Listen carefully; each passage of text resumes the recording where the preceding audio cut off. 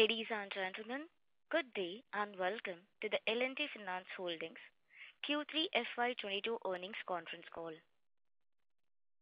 As a reminder, all participant lines will be in the listen-only mode, and there will be an opportunity for you to ask questions after the presentation concludes. Should you need assistance during the conference call, please signal an operator by pressing star then zero on your touchtone phone. Please note that this conference is being recorded. We have with us today Mr. Dinanath Dubhashi, Managing Director and CEO, and other members of the senior management team. Before we proceed, as a standard disclaimer, some of the statements made in today's call may be forward-looking in nature, and a note to that effect is provided in the Q3 results presentation sent out to all of you earlier. I would now like to invite Mr. Dinanath Dubhashi to share his thoughts on company's performance and the strategy of the company going forward. Thank you, and over to you, sir.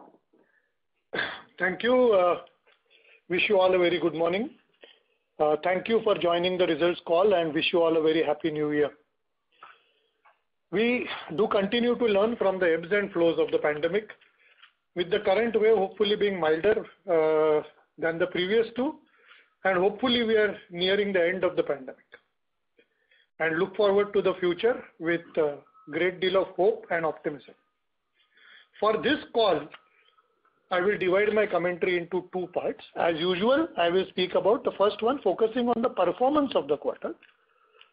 But given that we are coming out on the other side of the pandemic, and hopefully we see it becoming more like an epidemic now than the pandemic, it may be important and relevant to talk about our growth plans and profitability plans for the next 4 to 5 years. And I would like to give you some glimpses, or more than glimpses, of what the company hopes to stand for and what it hopes to deliver over the next 4 to 5 years. Moving on to the highlights of this quarter.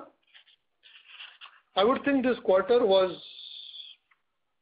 the main aspect of the quarter was extremely strong business momentum with focus on rapid and sustainable retailization.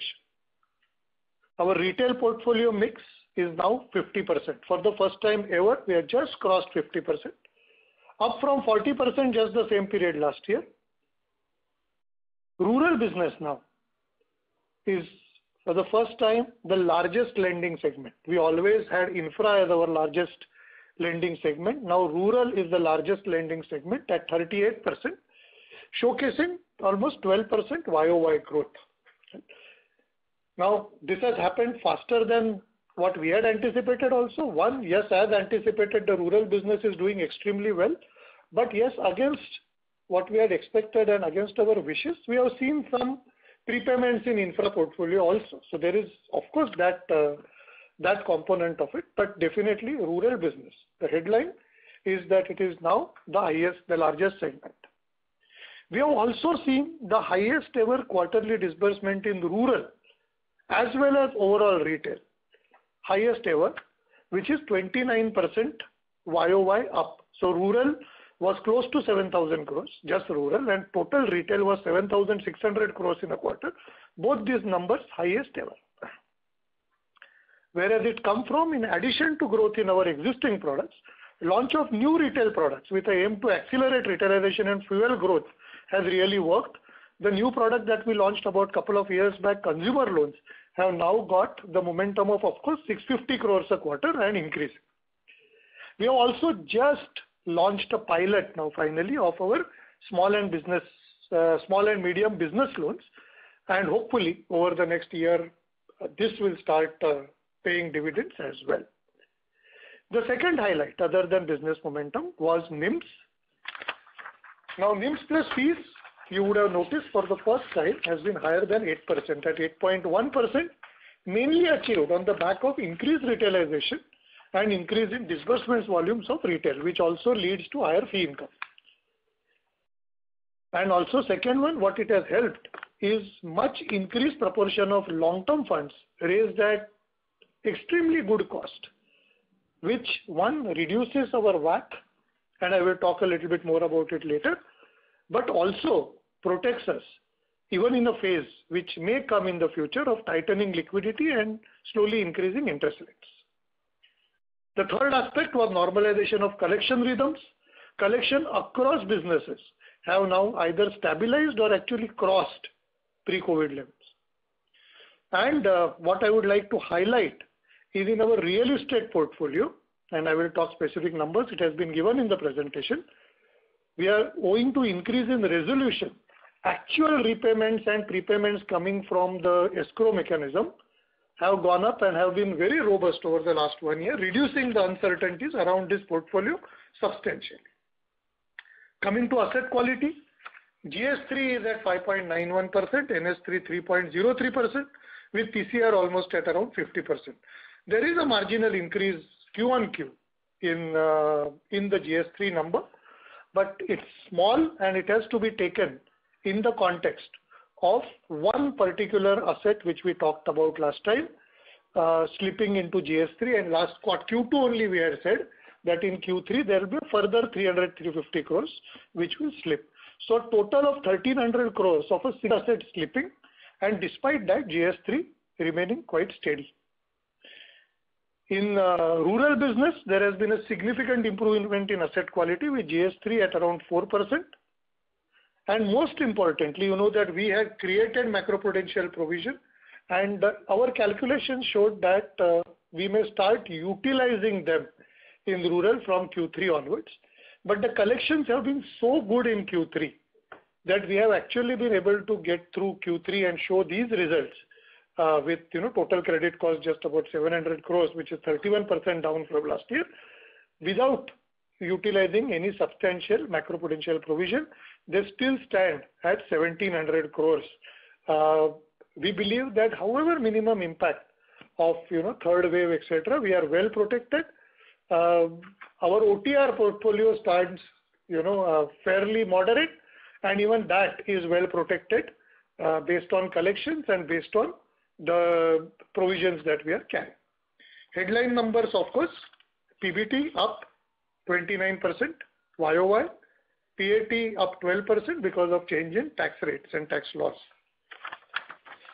Balance sheet quite strong, capital adequacy 24%, and debt equity ratio at 4.2%, making sure that as we move now towards future growth, capital availability is definitely not going to be a constraint as we go ahead.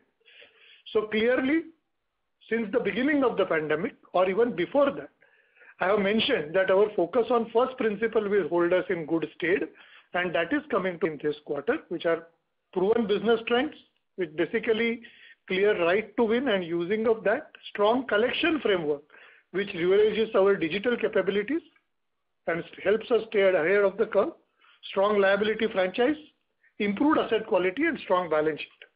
So these are the 5 things which have worked quite well. I will deep dive a little bit into numbers, which will hopefully answer many of your questions upfront only. Let me deep dive into disbursements. 35% Q1Q growth with a strong performance in retail business. Retail book grew at around 4% Q1Q on the back of highest ever Q3 disbursements, supported by strong growth in two-wheeler finance, micro loans, and consumer loans business. Total disbursements in retail, as I have said, is 29% up at 7,600 crores. Rural is now the largest segment in L&TFH, comprising 38%, surpassing the infra book for the first time. The business achieved in Q3 comes from farms, that is tractors, a relatively strong performance despite the market falling, by working on our preferred dealer stroke OEM strategy helped by analytics, which has helped us maintain our market share. And two-wheeler also working on our business strategy to building around dominating counter shares of our preferred partners, and both these industries, as you know, are down, and we have maintained our disbursements and book momentum quite well. And it has actually come from a preferred dealer OEM strategy, that is what I always call precision bombing, using deep analytics. We'll take a minute here to provide the perspective. Tractor sales in the country during Q3 were down by around 13% and two-wheelers were down by around 19%. Uneven rainfall, and in fact almost 120 events of heavy rainfall at the end, delayed harvesting of kharif crops, losses to standing crops due to unseasonal and extreme rainfall events, and adverse impact of fertilizer shortage on rabi sowing also, and lower than MSP mandi pricing across markets and across majority of kharif crops. Increased unemployment and slowly spreading COVID in the rural belts has actually caused this slowdown in the rural market, and we have been talking about it for the last 9 months. We also believe that this slowdown may continue for the next 2 to 3 quarters. However, the fundamentals of the rural economy remain strong, and while this dip is expected over the short term, our faith in the rural economy continues strongly. But the important part is in this context, we have managed to buck the trend as our disbursements in both tractors and two-wheelers have been more or less same as last year, despite this big drop in volumes in the market. One major reason for this is the way we approach our business with clear outcomes, and more importantly, LTVs have remained same. Yes, tickets have gone up because the prices have gone up naturally, but LTVs have remained same or in fact marginally lower than last year. One major reason for this is the way we approach business with clear outcomes from analytics. Which states to operate in, which dealers to work with, how many resources to allocate to each counter. All this come from deep analytics, and that really helps us.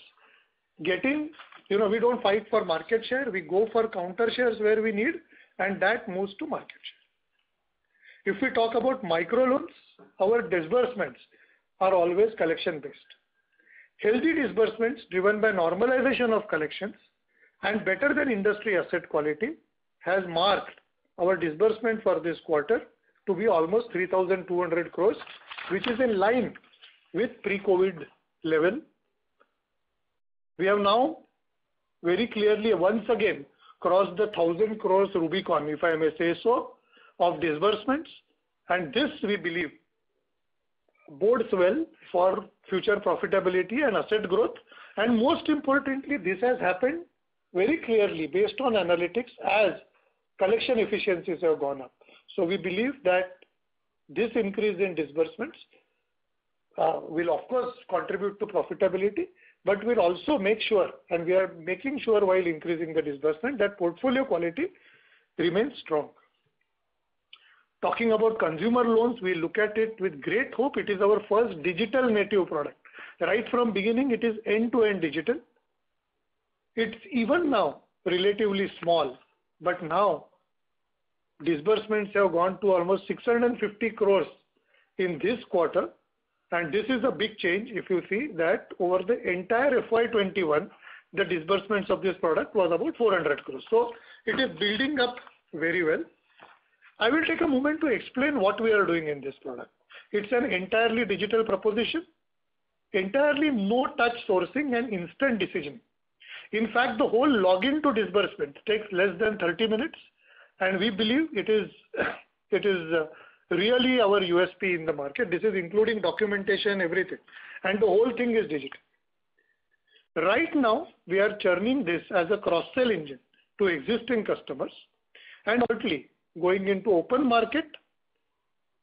The product now, as we go to open market, will be dedicated to responsible end use, especially in the healthcare and education sectors as we go ahead, and is going to be a game changer for us.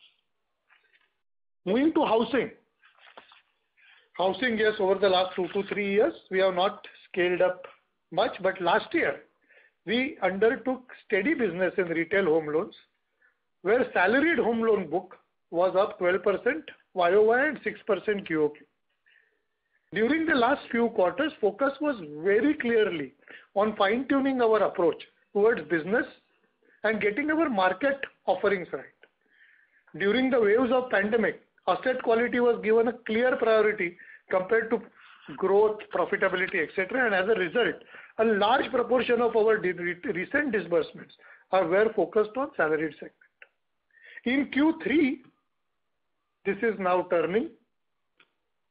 Models are ready, market is ready, early warning signals are ready for us to now start again growing our ACNP segment and LAP offerings, sourcing through select market channels, which were quite limited during the preceding quarters. We were making sure that all the disbursement happens through our internal channels, etc.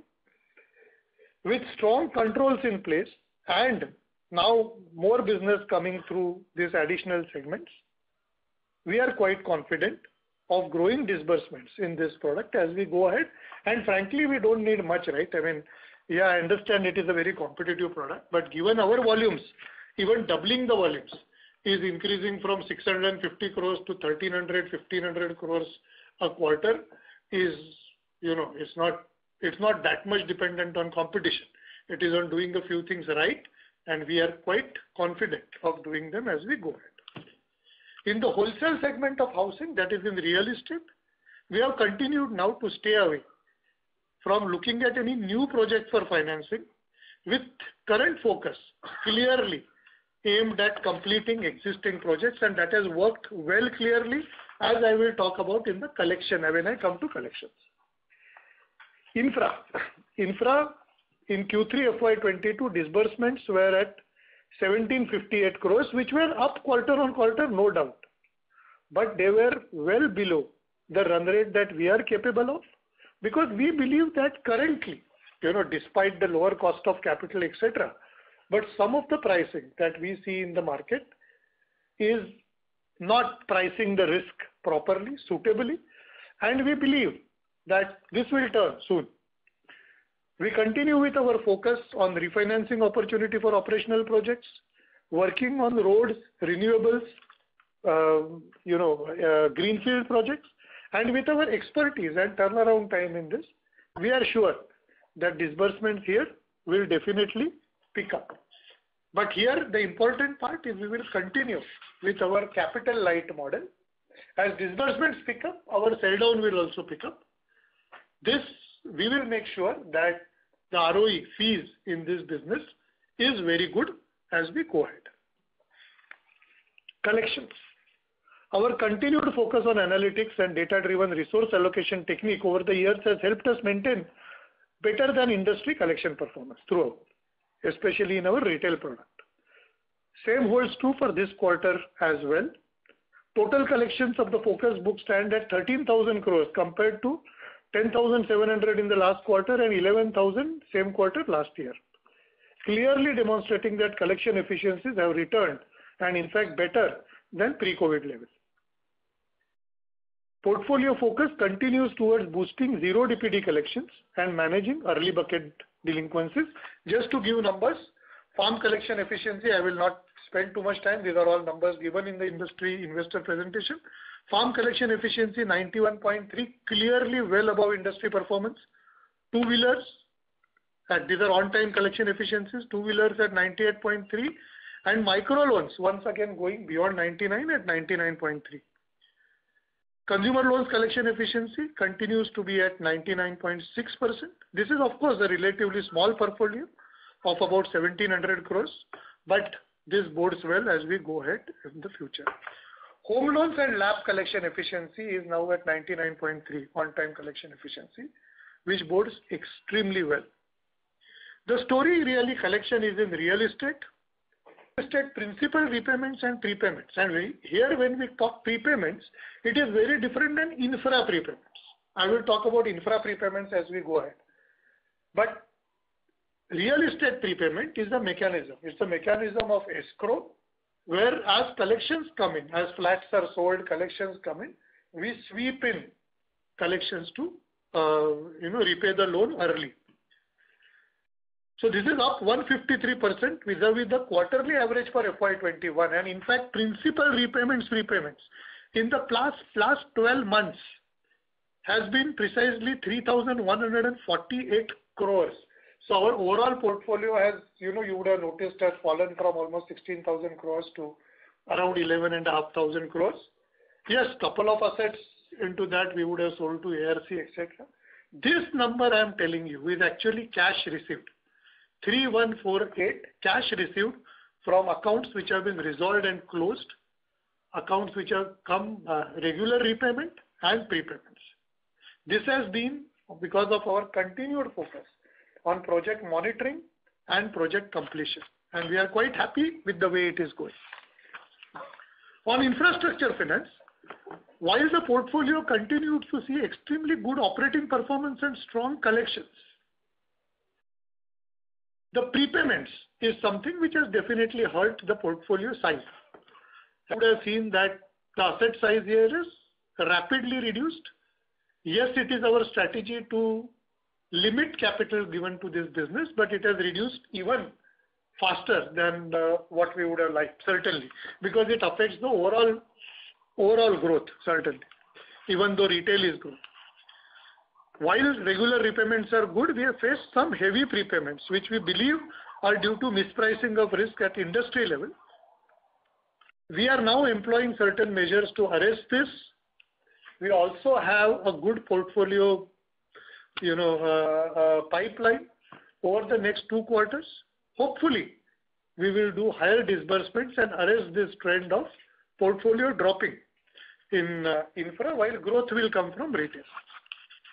The third aspect, liabilities. Our quarterly WACC is at 7.47. It's lowest ever. But important part is, yes, we also maintain strong liquid funds.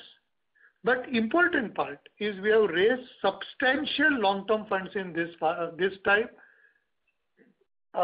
resisted of using very strong CP or very high CP proportion despite very, very low cost of CP. It will help us in 2 ways. First of all, must mention that in NCDs, we have raised 2 to 3 year money and very strong amount. In fact, close to 25,000 crores in the last 7 quarters at a marginal cost of between 5.25 to 6.25%. So lot of money has been raised at this rate. And what this has done for us is locked in the balance sheet for the next 2 to 3 years at good cost. And as growth comes now, we can actually increase the CP proportion from currently between 7 to 8%. Even if it is increased to 12-13%, the cost of funds can reduce, have a good trend as we go ahead. Asset quality, I have already talked about the numbers and about one specific real estate. There is one explanation that I must give. During the quarter, the regulator has issued clarification. There is a circular which is much talked about circular. This circular says that the aim of the circular is ensuring uniformity in the implementation of IRAC norms and harmonize the treatment of accounts under NPAs across banks and NBFCs. It has 2 parts. One, that moving from month-end reporting to exact DPD reporting. Second, which will perhaps affect in the short term NBFCs more, is the rollback norm. That once something goes to beyond 90 days, then the entire interest and principal has to be collected unless it's rolled back. And very clearly, many NBFCs, including us, had a accounting of even if one installment is received and the account remains between 30 to 90, 0 to 90, etc., it was rolled back. There was nothing illegal in it. There was no specific circular for NBFC.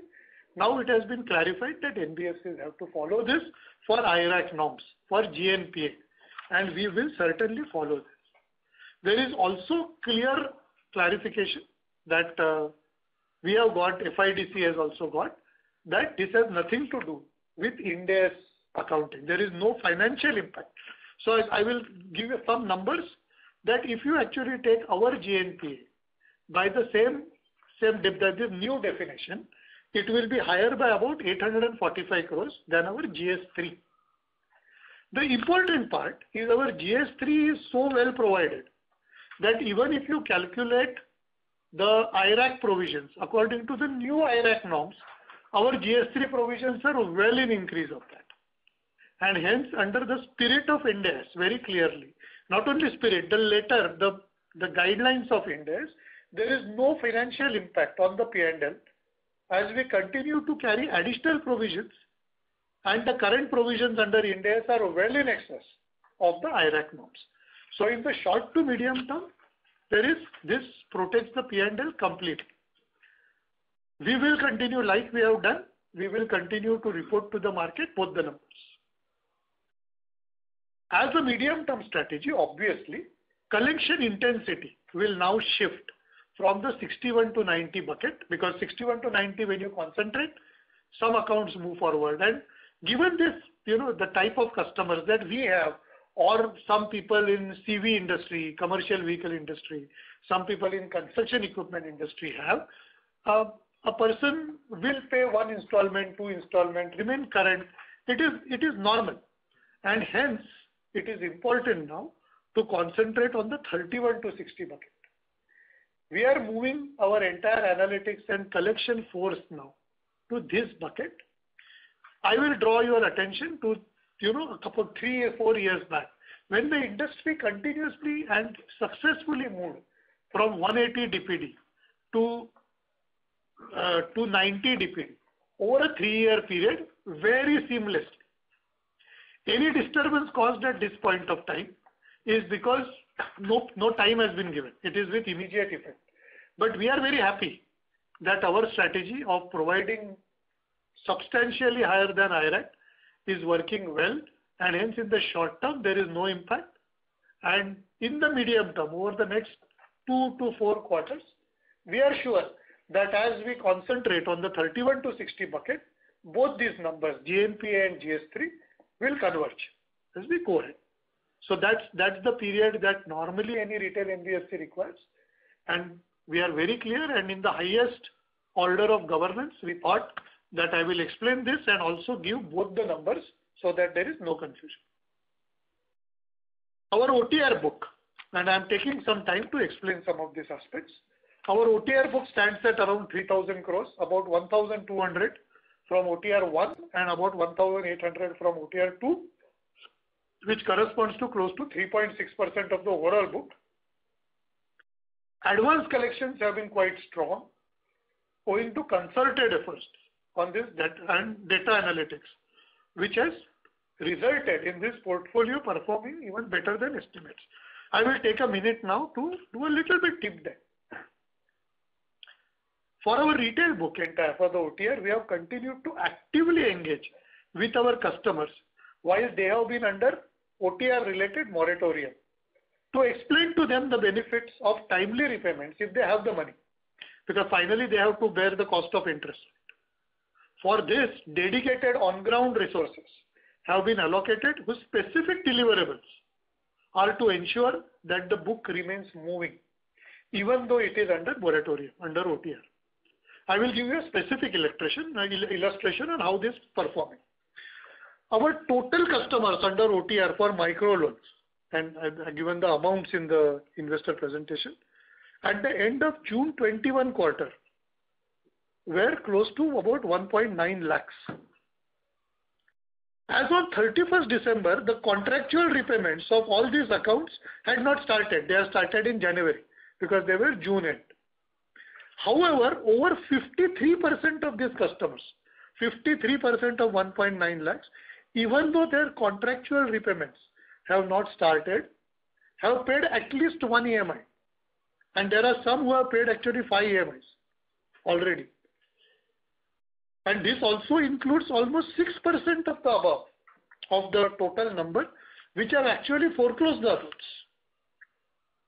This actually attests the repayment capacity of our OTR portfolio and how we have worked concentrated on making sure that when the OTR portfolio CD suddenly opens up, it is not a number which becomes unmanageable. We have stayed well in touch with the customers, and not only just stayed in touch, but actually there are metrics which I have quoted showing that OTR customers are paying.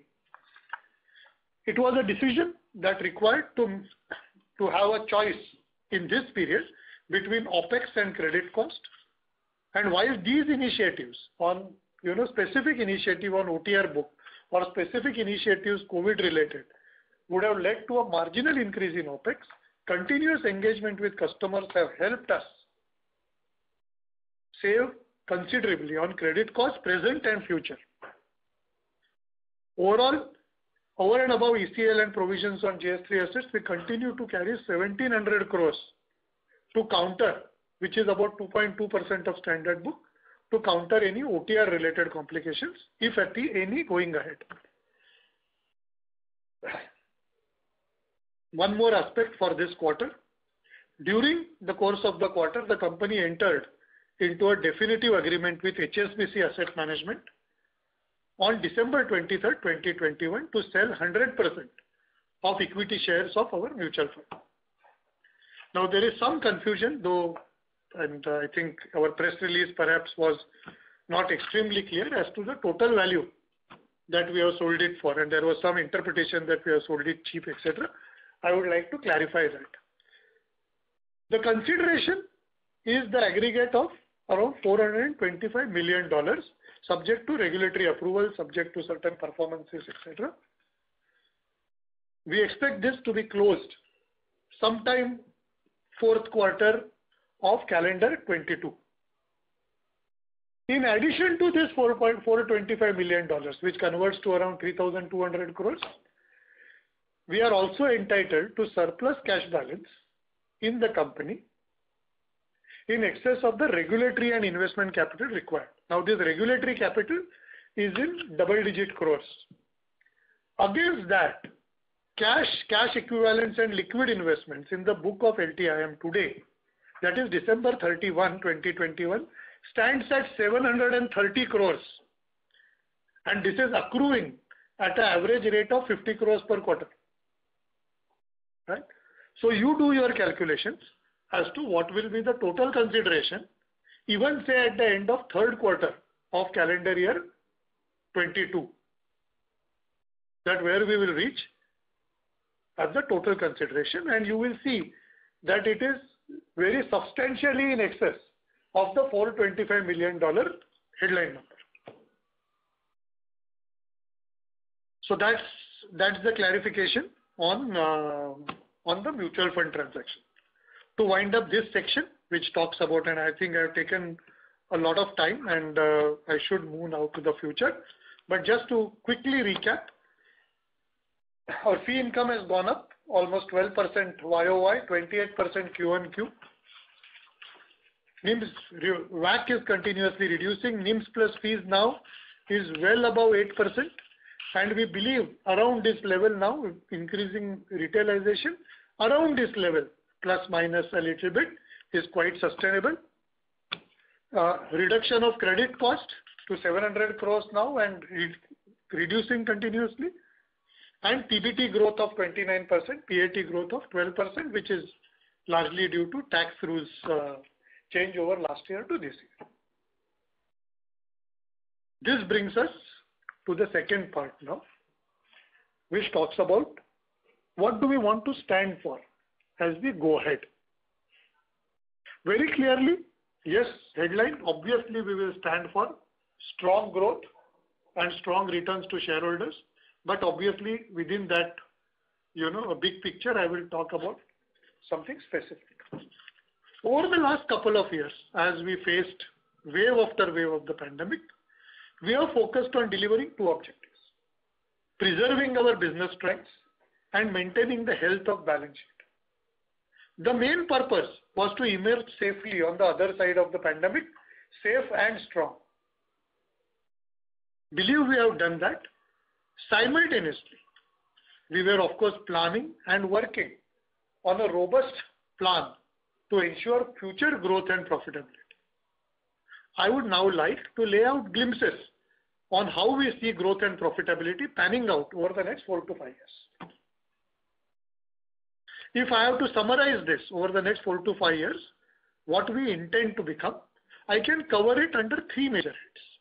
First, very clearly being a retail-oriented NBFC, providing strong sustainable growth and profitability to our shareholders.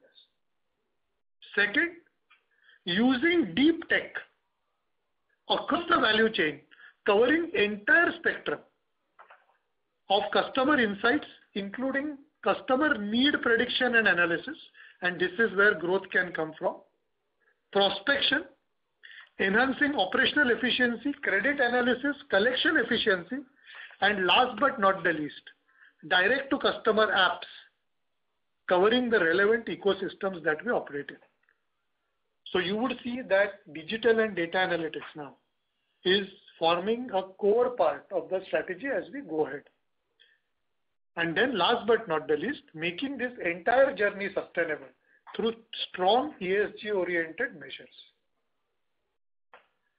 I would specifically now like to talk today, and as we go ahead we will put more details on this in the public space.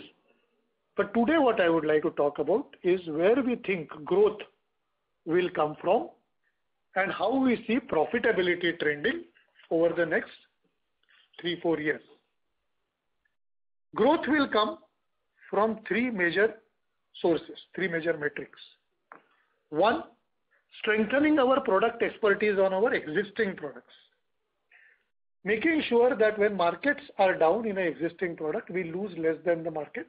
When markets are up, our growth is way faster than the market, and this is without affecting our concentration on good sourcing quality and good portfolio. The second metric will be launch of new products to capture adjacencies of where we are and also capturing new markets. And third, most importantly, is now moving more and more towards customer insights and having a customer-oriented approach, selling even more and more to the customer rather than being product-oriented. I must point out here that already the number of products that we sell to each customer, the average, is in excess of 4. It is, to be accurate, about 4.1. But the large part of it actually is insurance products that we cross-sell to our customers. Now, having done very well here, we are now concentrating on selling loan products to our customers more, making sure that it is need-based, it is responsible, and it doesn't spoil the credit health of the customer by we giving more loans. As we look at the micro factors for growth, as I have said, the short-term rural demand, and we are largely a rural company, we are conscious that the short-term rural demand points towards a decline in the consumption over the next couple of quarters. But this being said, this country has been driven for quite some time and will continue to do so by rural growth. Underlying drivers for rural growth remain in place, and our belief in the medium to long-term fundamentals in rural India continue to be strong. And hence we will continue to strengthen our rural offerings. In farm business, that is at this point of time tractor finance, I would like to point out that our market leadership has been based on deep analytics capabilities. The outputs have not only been limited to credit decisioning, but also OEM and dealer partnerships and geographies that we should concentrate, double down upon. In recent times, we have taken it a notch up to churn our existing customer base and use it for upselling, which is now consistently contributing to additional volumes. In fact, I would think that in Q3, almost 20% of disbursement in tractors in farm came from existing customers. So as soon as the rural economy bounces back, we will not only gain volumes due to ability to gain our market share, but also by delivering a strong punch due to our refinance and existing customer base. Moreover, planned expansion into new geographies and market share consolidation in a few states where we are not, the states where we are not among the top 3, will deliver additional growth. And lastly, this is the most exciting part, we will be leveraging the rural customer data, farmer customer data and channel partnership to launch new business channels to address additional financing needs of farmers, which currently our offerings are largely limited to tractors. So we are now in maybe the final phases of finalizing this offering to farmers. In two-wheelers, our growth will be based on again a two-pronged strategy. First is, of course, our main strategy remains once again analytics-based, concentrated, strong targeting of specific counters, maximizing counter share on those. In addition, we are concentrating and launching specific products on increasing finance penetration, and that has worked extremely well. You know that two-wheeler finance penetration was less than 30% just about 2-3 years back, or maybe 3-4 years back, and today it is well in excess of 50%. I would like to say that, I can't claim that everything is due to our efforts, but L&TFH has contributed majorly by launching specific products for people who are not borrowing before. Our credit decisioning time, which is less than a minute, provides us a superior customer proposition. The next wave of increasing finance penetration now is based more and more on converting of cash customers to credit customers by offering customized offerings. The proportion of these customers are continuously increasing quarter on quarter.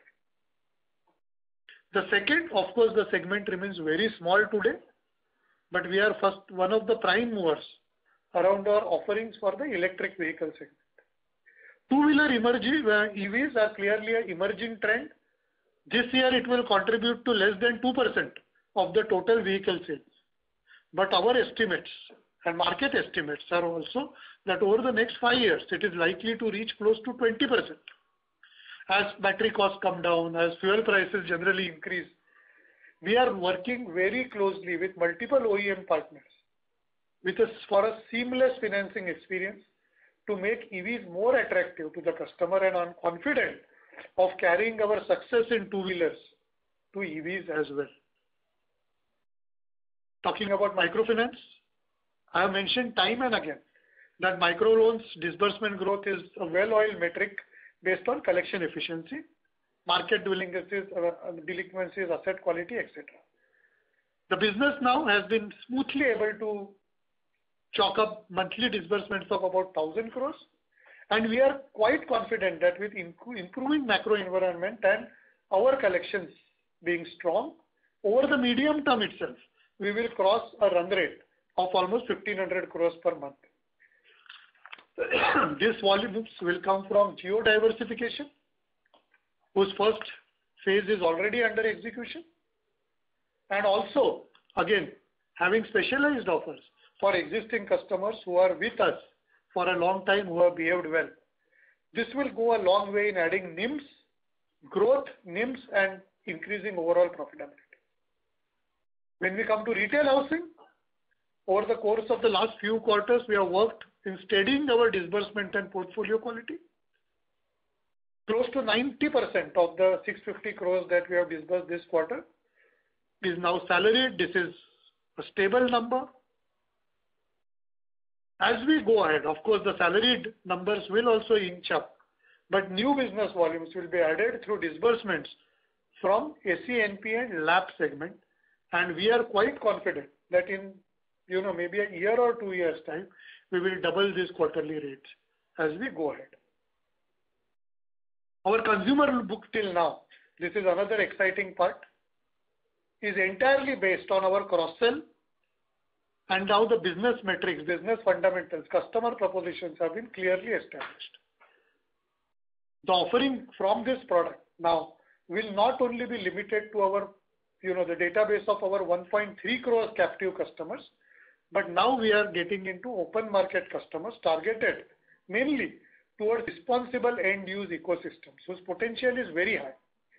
The first couple of offerings will be towards education and healthcare ecosystems, and we are already working on them and will slowly launch pilots of this. We have to look at all this in the context that I am talking about, one after the other products coming over the next 5 years, which will continuously put the new injection of growth in the future growth. In this quarter, we actually launched a pilot of our small and medium business loans, which is aimed at addressing financing needs of one of the largest segments in the country's GDP. There are a number of players, especially 2-3 good players who have made very good success in this. We have learned from them, we have studied this market in detail and are very clear about what is our offering, what should be our offering. This business draws strength from our data analytics and digital ability to offer a differentiated customer proposition. Idea is to target growth through simple digital offerings and very simple product offerings, which make credit flow easier to the customer, makes documentation easier, taking a loan easier, and hence have a differentiated product offering from us and a differentiated credit cost also through choosing good customers and data analytics based early warning signals, which is very, very important. The market is quite big and we are just beginning here, and practically sky is the limit for this. Currently, our products are aiming at addressing the financing needs of professionals, mainly doctors and chartered accountants, and specific industries which have shown resilience during successive waves of COVID. Now this talks about retail and SME. Speaking specifically of infrastructure finance, we have been always concentrating and will continue to concentrate on enhancing profitability of this business by maintaining a capital light approach while having our expertise in this. This being said, we have lost more assets than what we would have liked in the recent past through the prepayments that I have talked about. Specific plans are being operationalized to reverse this trend over the next couple of quarters. This includes a strong pipeline of disbursements over the next 2 quarters. Let us hope that it works out well. We look at this portfolio more for as a profitability contributor than a contributor just to build up growth. We have done that in the past. We are not going to do it again. We're just putting on assets to big growth. Clearly the profitability either through NIMs or through fees have to be there, and that's where we will be pushing in our infrastructure business. In summary, business growth will be led by established strengths in our retail segment, which based on the 3 things that I said: increasing expertise in our current product, going more and more to sell to our existing customers, and launch of new products. We a CAGR of close to 25% over the next 4 to 5 years. Till now, on very specific products and just concentration on our existing products, we have shown from FY16 a CAGR of 20%, which includes COVID impacted quarters. And with these additional engines coming for growth, we are quite confident of being able to achieve a 25% CAGR in our retail book as we go ahead. Something that it's just a statement of purpose at this point of time, no specific plan, is that our capital adequacy is 24.1% already. And the proceeds from the HSBC transaction, whenever they come, maybe in a year's time or 9 to 10 months time, will add to this war chest.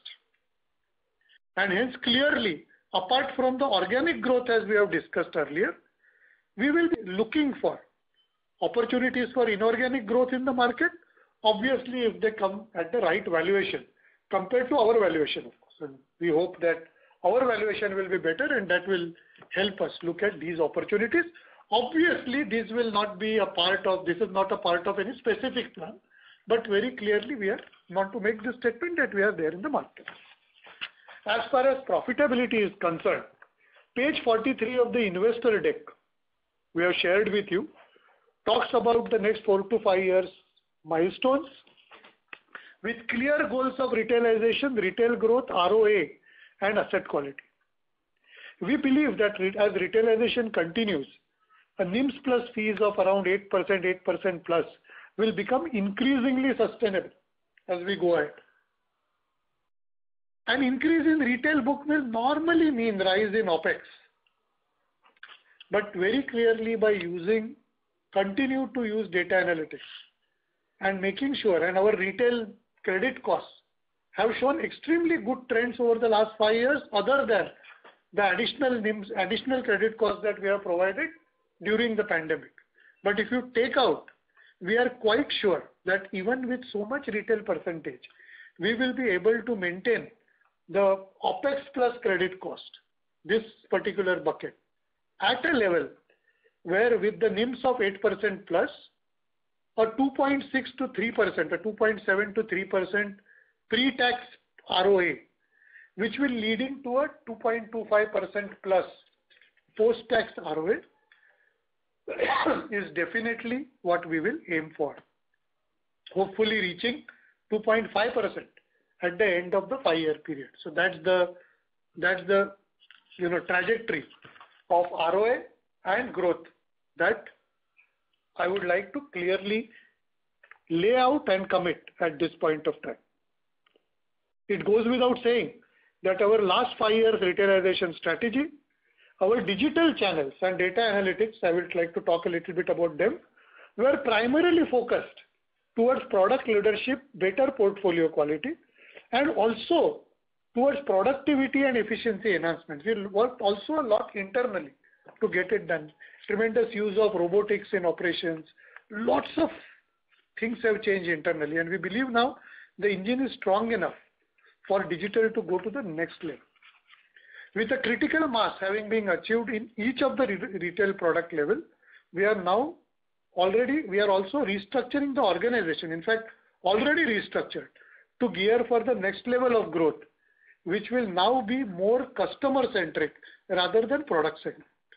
Our retail, we are now concentrating under strong leadership of microloans, farm, that is rural, and urban. So we already have some urban products like housing, consumer loans, two-wheelers, a large part of, and now these customers will be allocated to specific business leaders to now grow faster and more strongly in each of these 3 segments. With this structural change, the objectives for digital and data analytics will also undergo a change. The focus will now tend towards assessing customer needs early and being available to the customers 24/7. Not only would it require product flows to be rebuilt, and they are being rebuilt around digital architecture, but it will also need to allow customers to undertake end-to-end journeys on their own. And our experiments with CL, etc. are doing extremely well there. The offering would largely involve synchronous real-time credit assessment based on submission of basic customer details, thus allowing us to enhance efficiencies and limiting the need of our employees, to be initiating the journeys. As I said, the launch of our customer loan has actually been a step towards this direction, and it is giving us extremely good confidence. In addition to the finance needs, it will also be imperative to provide for a customer with an ecosystem where his associated queries and needs are addressed, and hence ecosystem D2C apps will be the next big bang of digital and data analytics as we go ahead. Now all this is, I'm laying down the roadmap for the next 5 years, okay? And the specific launch timetables will obviously be put in front of you. As I said, last but not the least, offerings will continue to ensure sustainable growth. As a part of our ESG initiative, we have taken carbon neutrality targets to be achieved by FY35, and there is a specific year-to-year plan for that. And water neutrality, thanks to our CSR projects on Jala Vaibhav and water conservation, we are already water neutral in FY22 itself. Our ESG score as a part of S&P Corporate Sustainability Assessment currently stands at 55, which is up 20 points from FY20 and is far ahead of the industry score average, which stands at 27. So these are the 3 things. I believe that I have spoken not only about this quarter, but given a good, there was some feedback coming as to where the company is going in the future. I think I have given a good insight into this, and I must now apologize for a not slightly but a long commentary In fact, last time you had given a feedback that my comments are quite long, and I am returning that by actually making it longer. But I must plead that it was only because I wanted to give a very, very deep insight into what we are going to stand for in the future, what we aim to do in the future. I hope I have already answered a lot of questions, but always pleasure to speak to you. Hope to see you physically sometime soon. I am now open for questions. Thank you very much. We will now begin the question and answer session. Anyone who wishes to ask a question may press star and 1 on the touchtone telephone. If you wish to remove yourself from the question queue, you may press star and 2. Participants are requested to use handsets while asking a question. Ladies and gentlemen, we will wait for a moment while the question queue assembles. The first question is from the line of Rikin Shah from Credit Suisse. Please go ahead. Thank you, sir, for the opportunity and for sharing some early insights into the next 5-year plan. I had a couple of questions. One was relating to infra. While I understand that the prepayments have been strong, but we used to share the pipeline also was looking strong for the last quarter that went by. While you did mention that the pricing in the market doesn't seem to reflect the risk, it would be helpful if you could elaborate what exactly is happening and why are you confident that this would correct in the coming quarters. That's number one. Second is on the asset quality side, especially on the housing, real estate, overall housing NPA.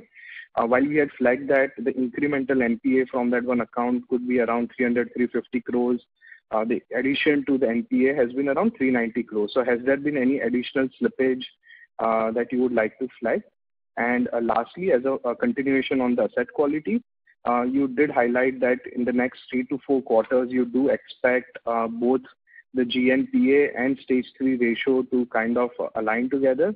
If you could share whether, where does this confidence kind of come from? Would we expect the rollbacks to be meaningful as your customers pay all the remaining 3 EMIs and kind of bring down the GNPA as well? This will be very helpful. Thank you. Sure. Okay. Yeah, I'll try and answer each of the 3. So infra disbursement, I'm fully confident, I'm fully conscious of the fact that last time also I have spoken that pipeline was strong. After that, yes, we have done about 1700 crores of disbursement. It's not as if the disbursements have been negligible. The problem has been that the prepayments have been even higher. So 1700 crores was not less, but the prepayments have been even higher. The problem with infra disbursement, let's talk about the 2 things. One is disbursements and prepayment. Infra disbursements, there are 2 things which happen. One is lot of disbursements, especially are subject to certain approvals coming from authorities. So if you do a refinance, NHAI has to approve that. Or even if for new loans, especially if you are doing it for under construction project, there are various approvals which are needed from the authorities. Sometimes when we believe that these approvals will come in December, they come in January, they come in February, and then the disbursements just get postponed, right? So the number of disbursements which have got postponed from December to January actually give us hope that our Q4 will be substantially better than Q3. That is number 1. Okay. Number 2 is where have the prepayments gone? If I talk about the prepayments. Second, as far as the disbursement is concerned, the number of projects where we have looked at, approved, the team is holding approval in hand is actually quite robust, and it is more than it ever was in the last 6 to 7 quarters, and which again also gives us the hope that Q4 this year or maybe Q1 next year, there will be good push in disbursements. As far as prepayments are concerned,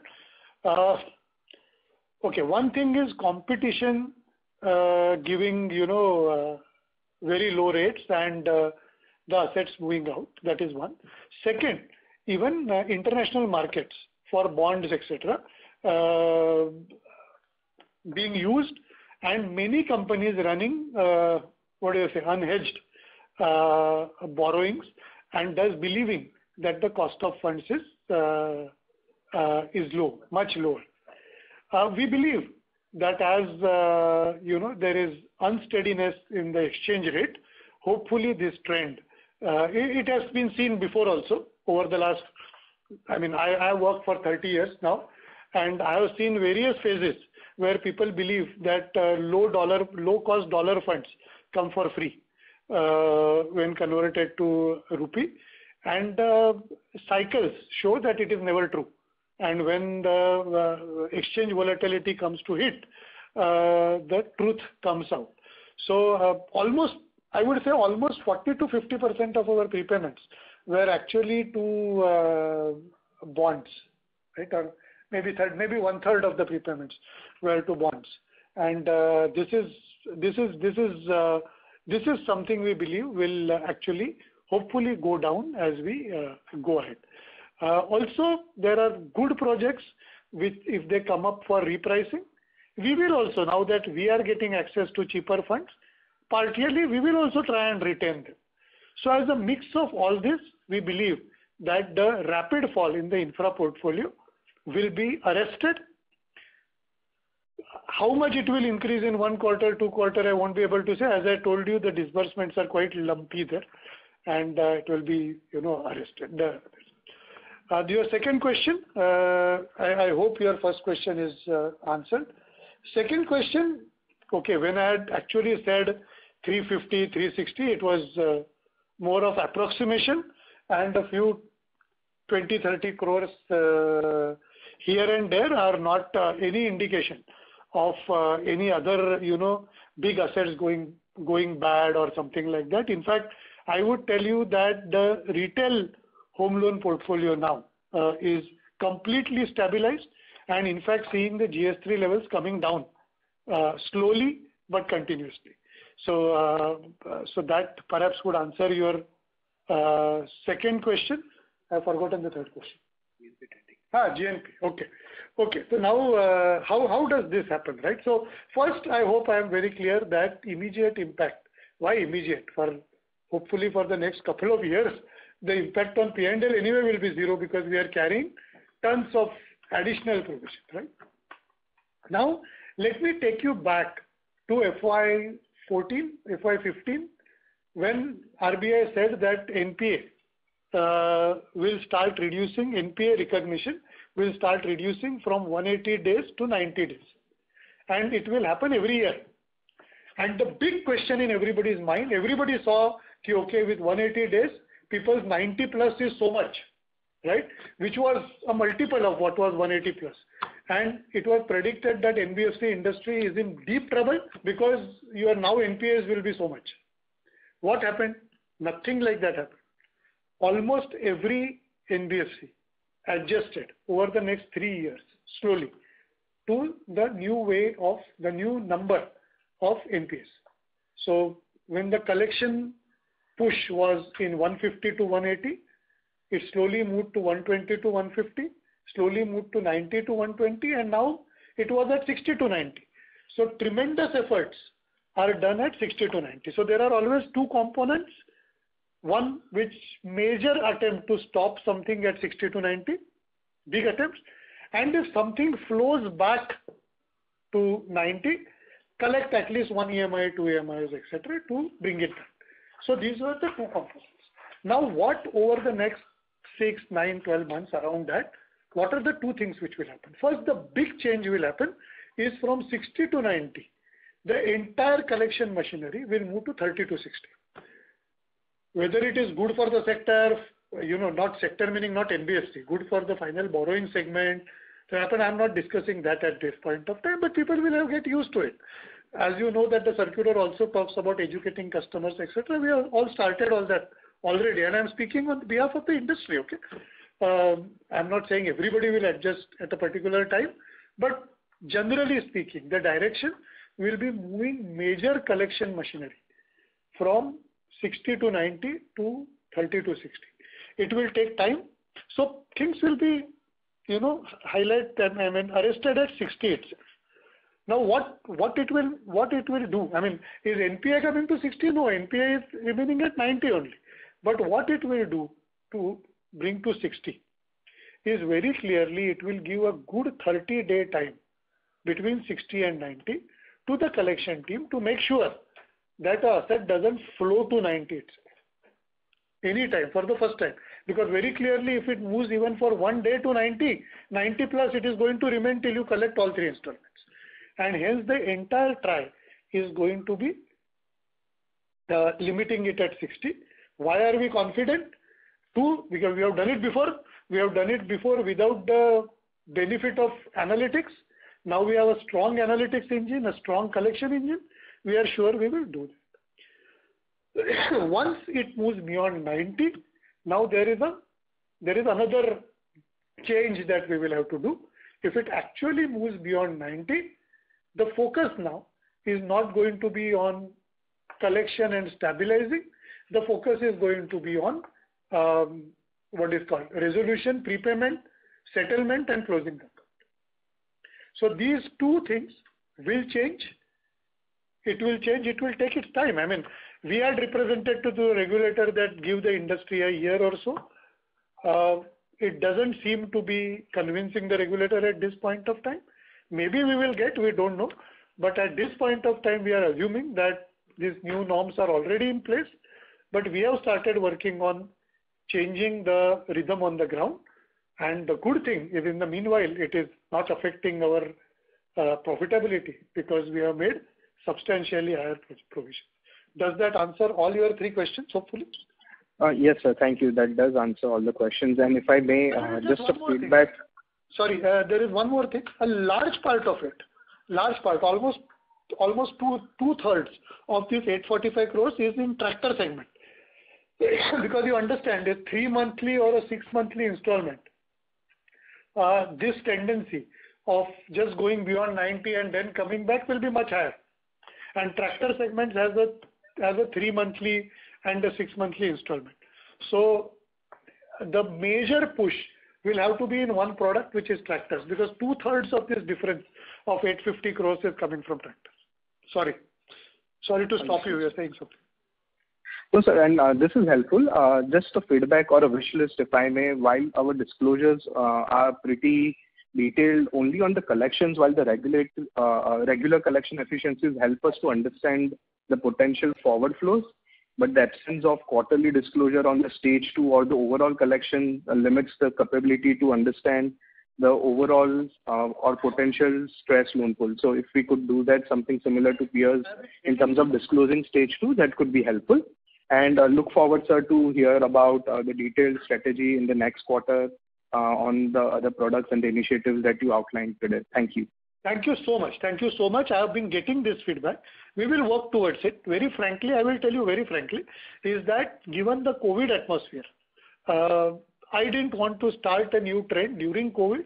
As COVID settles down and collection matrices come to a steady level, and they are already coming, we will definitely move towards this.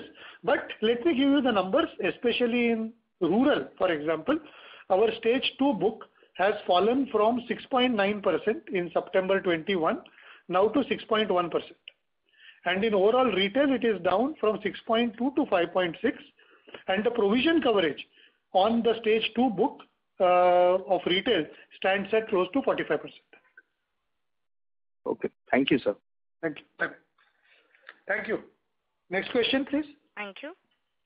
The next question is from the line of Nishant Shah from Point72 Asset Management. Please go ahead. Hello, sir. Hi. Thanks for the very detailed strategy articulation in the first part. Just one quick question from me on the consumer loans that you talked about. So just help me understand what kind of loans these are right now. Like you mentioned, you're currently just doing it to internal customers. The average ticket size is at about 150K. So what is the nature of these customers? Like what kind of risk profiles are these? What are the yields that we're generating on this? And you also talk about building a urban lending kind of franchise. Would that also be kind of driven with consumer loans, with the new external customer sourcing strategy within this?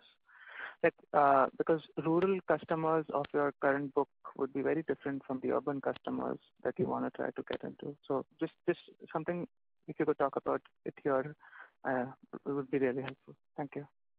For sure. We will, of course, talk much more about this as we present the detailed strategy, but I will try and be as clear as possible. We launched consumer loans about 2 years back. And we wanted to be very clear that a few things we do carefully. One is that as we tread into this, because consumer loans can mean so many things, right? It can mean consumer durables. It can mean pay now or what is the buy now, pay later. It can mean STPL. It can mean so many things, right? We wanted to go first test waters, go on our strengths, and not have any accidents in this. So very clearly, where did we start? We had a very good database, even our urban database of our home loan customer, two-wheeler customers as we go ahead, and our asset management company investors. We could actually use this database to try and see. I mean, it was not like just cold calling, using them, etc. Use this, churn this, put it and saying that we can predict needs, we can predict credit behavior of these people. Also concentrated on having a ticket size of our average ticket size is what, about 1.5 lakhs? Right. Yeah? So we are in that category, average ticket size of about 1.5 lakhs. As I said, existing customers completely to existing customers. We have slowly now started going to external databases also, trying to look at lookalikes with our existing customers. So it's not, again, external database, make cold calls. We don't make cold calls. Absolutely not. Every call is made because, first of all, it is useless. It is completely cost non-effective. Every call is being made. So by analyzing existing customers, and even if the outside database is there, looking at finding lookalikes from our existing customers with that database and trying and judge his need as well as ability. Now, what this has worked for is that now the portfolio is close to 2-year-old and collection efficiencies are at 99.6%. It has worked very well. Clearly, of course, about the scale up of the portfolio has also worked well, but clearly it will have limitations. By the way, as of now, it is entirely urban. Just to answer your question, we have not yet gone to doing this with rural, with farmers. There are other products for that, and I will maybe talk a little bit in details about that. But there are other products where we will go. We are not going to call up farmer and give him a personal loan. Not yet at least, but I will talk about what we are going to do with farmers. But urban, I mean, just marry this with the other question. What are going to be our urban products? Obviously home loans, and I talked about it. Obviously this current consumer loans that we are having. Obviously two-wheelers, a large part of two-wheeler franchise is urban, semi-urban. But more importantly now in urban markets, we are looking at extending this expertise we have got in consumer loans to ecosystems, to lending to a customer, but where money is paid to the final, why the money is paid for to the final vendor. Like we are looking at coaching classes, both physical as well as online coaching classes as building up a model. And there are a few players for there already, but not too many. There are a few players. So these are not the education loans for basic education. These are education loans for value-added education. It's a great place. A good opportunity exists. We have done a detailed product market analysis, segmentation analysis, and that product will be launched hopefully somewhere early next financial year. The second one is on healthcare, on hospitalization. It is very clear, and I'm sure you guys are all BFSI analysts. You know that the country is extremely underinsured as far as healthcare is concerned. We are full of people who believe that medical insurance is enough when you reach the the cap of 80D deduction allowed in income tax. And once you reach that, you believe that you have enough insurance. Everybody by now has seen, I have seen myself, that is not true. You are generally speaking underinsured, and hospitalization bills and these loans are obviously given to relatives, not to the person being hospitalized, or not to the student. They are not student loans, not to the student. It is given to the parent for if you are getting to Akash or Byju's or whatever. And these are the two immediate offerings that we have. I'm talking about because we have got them fleshed out. There will be more offerings that we will see in the urban market. In the rural market, we are right now looking at refinancing on the existing assets. But as we study our farmers more and more, we will now tie up with ecosystems in rural, the fertilizer ecosystem, the dairy ecosystem, the seeds ecosystem, the post-harvest ecosystem, the warehousing ecosystem. We will tie up with these ecosystems more and more to make sure that our farmer customers and their lookalikes around can be serviced. And that is where the farmer finance, as separate from tractor finance, is going to grow. So that is how much I would like to concentrate and elaborate on that at this point of time. I hope it answers your question. Yes, sir. So just one thing which got skipped. Could you talk about the yields in this 12 to 16% around? Between 12 to 16%. 12 to 16. And what would be like the median, say, income for the customers that we've been lending to so far? Just to get an understanding of the can I answer this later? Maybe Anuj can even explain to you more in detail. Sure. Yeah. Okay. Sure. Thank you. That's it. And we will answer all your questions either during the strategy, or if it is in nature of not specific information but explanations, you can contact Anuj and Anuj can give you any explanations that you. Absolutely, sir. Thank you so much. Thank you. The next question is from the line of Aditya Jain from Citigroup. Please go ahead. Thank you. So I just wanted to ask about the strategy, the 5-year strategy that you spoke about, which was good to get all those details. I don't know if I missed, but if you could talk about real estate within that. And secondly, when we look at the target 25% CAGR in retail, and let's say I take that 80% target 5 years down the line, then the implied growth for the overall book is sub 15%. Maybe the 80% is sort of a soft target. But to clarify here, if you could talk about the target for the rest of the loans, non-retail, and also specifically on real estate. Extremely good question. Real estate, to be very frank, at this point of time, we are very concentrated on making sure that the portfolio is performing. We are not making any clear prediction for real estate. We don't think that either the market or the status of the builder community or our mind state at this point of time is in that phase. We would like to prove. There have been lots of feedback about problems in our real estate portfolio. They were always told that it sort of weighs heavy on our valuation, all those things. We would first like to demonstrate that other than this one or two assets which are bad and which has been a mistake to lend to them, our portfolio is good, and we would like to demonstrate that we can deal with those portfolio actually showed substantial reduction in the real estate portfolio over the next 12 months max, and then rethink about the real estate strategy. I don't think at this point of time we are actually putting forward with any amount of aggression.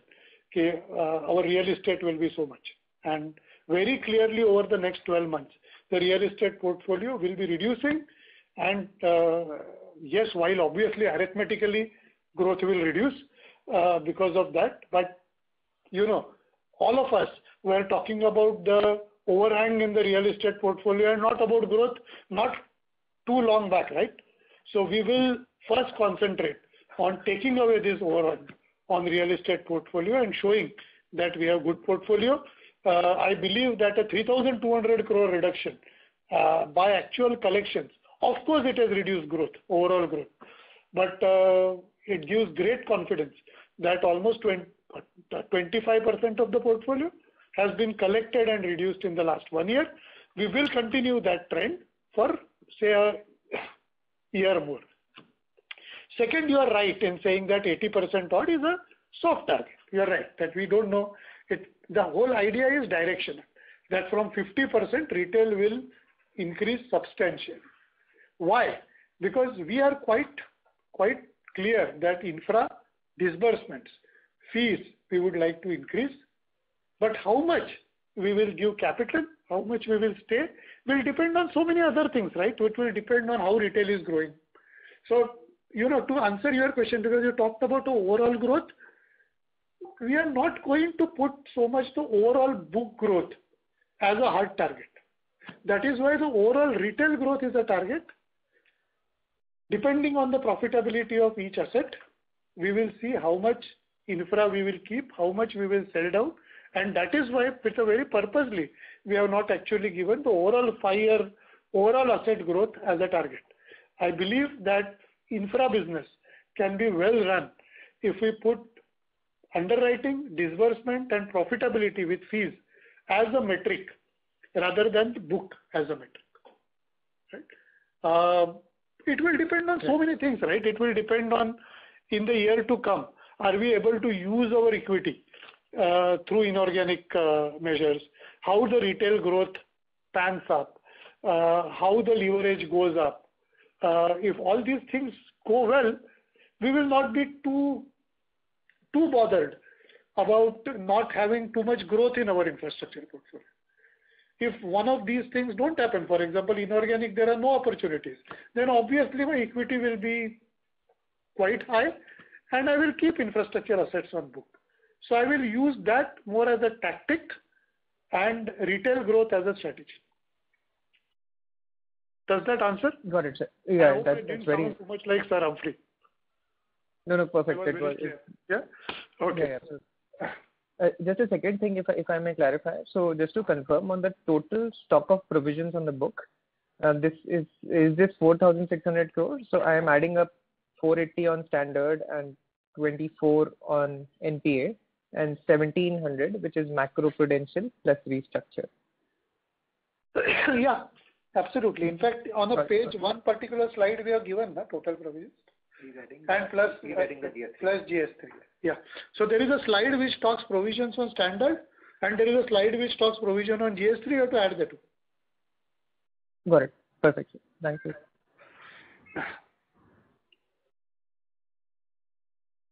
Thank you. The next question is from the line of Pradhan Engineer from CLSA. Please go ahead. Afternoon. So I just had a couple of questions. Firstly, when we talk about growing at 25-30%, but in our traditional rural lending segments, the farm and microfinance and two-wheeler, we're already among the top 3, maybe in two-wheeler, 5th or 6th largest. And now, how do we think of growth in these segments? All these 3 segments are also pretty well penetrated from an industry perspective. You also mentioned that two-wheeler financing penetration is well north of 50% now. And at the time of the GFC, it was 70%. So isn't it fair to say that from a 3-4 year perspective, we'll grow largely in line with the underlying industry? And therefore, all the, the growth will have to be borne by the new segments rather than the traditional rural lending segment? I would think yes, in a way, but I would like to explain this more. In fact, I think I took a lot of time to explain this actually. So let us talk one by one each, okay? Now, first, you are absolutely right in saying our market shares in especially tractor and two-wheeler. These products are very different, right? Because they depend on the growth of the underlying industry. And our market shares are already strong. And it is, while we will always try to be marginally better than the industry, you are absolutely right in saying that especially these two, we are not going to grow substantially better than the industry. We will do always when the industry is down or up, we will do little better than the industry. That's our confidence, but cannot be substantial. So you are right. So first of all, let us see the growth potential of these industries by themselves. Currently, they are negative. Maybe they will be negative for the next 1 year or so. But the rural fundamentals are such that we are quite confident that even from existing products, just our existing rural products, a growth of mid-teens or maybe high teens over the next 5 years is possible. So that is as far as existing products are concerned. Now we see what are the other things we are doing. Not necessarily only new products, but using those customers to cross-sell and upsell to those customers of this customer database is where the second phase of growth will come. That is one injection. The third injection is, of course, new products and new markets. So as we get into consumer loans, as we get into SME, as we get into farmer finance, that is where the comes from. That the calculations have been done, and when obviously a number like 25% CAGR for 5 years is committed, I have done very, very strong homework for this, and we are quite confident that this will be built and it will be one on top of each other. So you are right in a way. So one on top of each other, existing products, growth, slightly better than the industry, new markets for existing products, selling more to the customers of existing products, and then new products altogether. This is how, and I am including SME also in that, by the way, in retail 25% growth, just to be clear. Okay, got it. So then just one clarification, in consumer loans, do we give it to our tractor and MFI customers also, or is it predominantly the home loan and other retail? It is 0 to rural at this point of time. So tractor and MFI, no. It is, as you rightly say, I mean, you're right, that's simple. So at this point of time, it is a completely urban product. Okay, so by urban, we mean home loan, LAP and two-wheelers. Home loan, LAP, two-wheelers. Okay, because and also databases which are external databases used by looking at lookalikes of our database, but entirely urban. Okay, because just a broad back of the envelope calculation suggests that we've already given to more than 1 lakh customers. So I'm just trying to think of the potential, because we are also targeting prime customers, and typically in two-wheelers, most customers will not be prime. So the prime customer is anyway a subset of the total base. Yes. And say we've already given to 1 lakh plus. So, I'm just trying to think about potential for scaling up this book from this 1,500 crore level. You're right. So potential for scaling up this book is certainly there, but it is not unlimited. And hence, launch of new products and looking for new customers obviously is the second step. No? But that's what what we have done is to be taken as the first step in our consumer loans journey, where we have got the confidence, got the the digital engine right, got the analytics engine right. Finally, our existing customers forgiving bhi hote hai na thode. Obviously, in the first 6 months, we did mistakes. Our digital journey didn't work as efficiently as we wanted. So for many reasons, it is good to concentrate on existing customers, but that is to be taken as first step. Now it is just a starting point. Okay. So growth will be more open market sourcing driven. Yes, of course. This also and open market. And open market, the only thing we will stop short in absolute open market is making cold calls and saying ki you are eligible for 1 lakh loan. We wouldn't do that, right? It will be more, as we go open market, it will be more end use based. Got it. And so just one clarification, our small and medium business loans, they are unsecured, right? Yes, they are unsecured business loans at this point of time. Only simple term loans at this point of time. We will launch OD over the next quarter, etc. Here we are in the same phase as we were in CL 2 years back. we are getting our digital offering right. Obviously, quite a few things go wrong while doing it. Sometimes OTPs don't come to the right phone. Sometimes the GST data is not read properly. All sorts of things happen. So we are in that phase right now, pilot, making sure that everything goes right. Okay. By OD, you mean like a flexi loan? Sorry, sir. By OD, you mean like the flexi loans that some of your competitors offer? Sort of. Not flexi loans, but it is a limit given in which somebody can draw, repay on an everyday basis. But OD will be a secondary product. The main product will be term loan. Got it, sir. That's all from my end, sir. Thank you so much. Thank you, Peter. And all the best. Yeah, thanks. Thank you. Ladies and gentlemen, this was the last question for today. With that, we conclude today's conference call. On behalf of L&T Finance Holdings Private Limited, that concludes this conference. Thank you for joining us, and you may now disconnect your lines.